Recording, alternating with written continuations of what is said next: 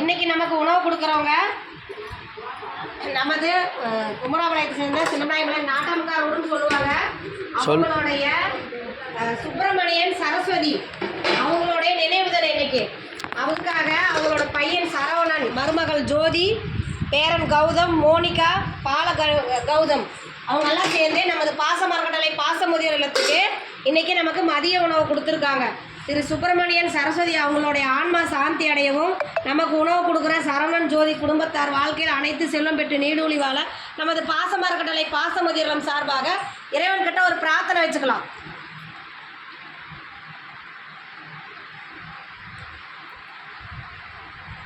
திரு சுப்பிரமணியம் சரஸ்வதி அவர்களுடைய ஆன்மா சாந்தி அடையட்டும். உணவு கொடுக்குற சரவணன் ஜோதி குடும்பத்தாருக்கு நமது பாசமரக்கட்டளை சார்பாக நன்றிகளையும் வாழ்த்துக்களையும் தெரிவிச்சுக்கலாம். இந்த நேரத்தில் நாம் அவங்களுக்கு ஒரு கோரிக்கை வைக்கிற என்னன்னு கேட்டிங்கன்னா, நமது பாசமரக்கட்டளை பாசமுதிலம் ஆரம்பித்து 2 வருஷம் முடிஞ்சு 3வது வருஷத்தில் தொடர்ந்து போயிட்டுருக்கு. இப்போ நிறைய பெரியவங்க இங்கே வந்து தஞ்சம் கேட்குறதுனால இட வசதி பத்தாதனால இப்போ இடம் சொந்தமாக வாங்கி கட்டடம் அமைக்கலான் இருக்கிறோம். அதுக்கு தங்களால் முடிஞ்ச உதவியை செஞ்சு தருமா இந்த நேரத்தில் கேட்டுக்கிறோம்.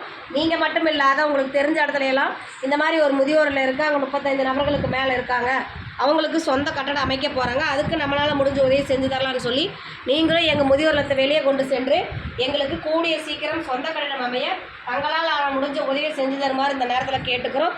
உணவு கொடுக்குற உங்களுக்கு மீண்டும் ஒரு முறை நன்றிகளையும் வாழ்த்துக்களையும் தெரிவிச்சுக்கிறோம். வாழ்க வளத்துடன்.